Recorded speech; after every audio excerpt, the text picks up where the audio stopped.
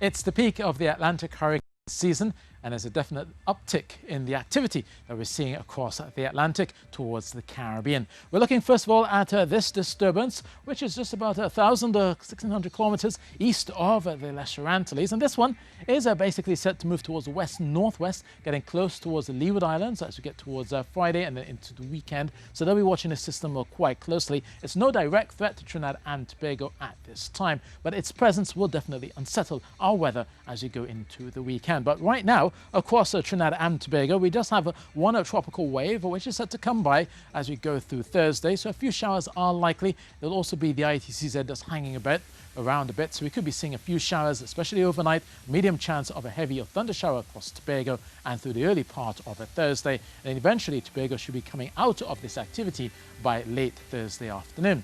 For Trinidad, we could also see a few of those showers, a medium chance of a thunder shower coming through as well. So you may see some lightning flashing overnight, and then into your Thursday morning, a scattering of showers are expected, and a couple of the showers could turn heavy or thundery, especially along the northern range and then down towards the western areas through the latter half of the day. For those of you in central and the southern areas, you're quite used to this by now. We'll be seeing those early morning showers, some of them continuing into the first part of your afternoon and eventually fading by nightfall. Now tonight was low, 24 degrees Celsius in Trinidad, 25 in Tobago. Trinidad will feel warm at 33, and that heat will definitely help set off the showers. Now on a Friday, we'll get that system quite close to the Leeward Islands. We'll be seeing a lot more moisture coming out from South America, so we could be pushing in a few of those showers across Trinidad and Tobago through Friday and Saturday, and then eventually conditions will subside through Sunday.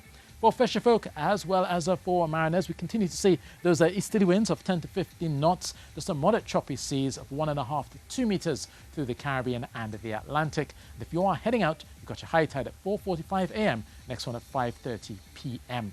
Now there's a second disturbance, this one in the Central Caribbean Sea, just south of Jamaica. It is over some very warm waters, 29 degrees Celsius, and it is set to make the track towards west-northwest. If it heads more westerly, it will likely begin to impact the Great Yucatan Peninsula as well as Belize, or it may just make a switch towards the northern part of the Yucatan Peninsula. But regardless, it will continue to bring a lot of those showers and downpours out towards the Yucatan Peninsula, out towards Belize as they go through their weekend. So they'll be watching the system quite closely. Even if it doesn't develop, it will definitely be a rainmaker over the next few days. So partly cloudy skies expected for Port-au-Prince, out towards the Santo Domingo as well, and we'll see some thunderstorms skirting from this system across Jamaica. Could see some thunderstorms here with 32 degrees Celsius. And for the rest of the Eastern Caribbean, despite that tropical wave coming through, there'll only be a scattering of showers, maybe that's the isolated thunder shower, but they'll be watching for this system to affect the Leeward Islands by later on a Friday going into Saturday.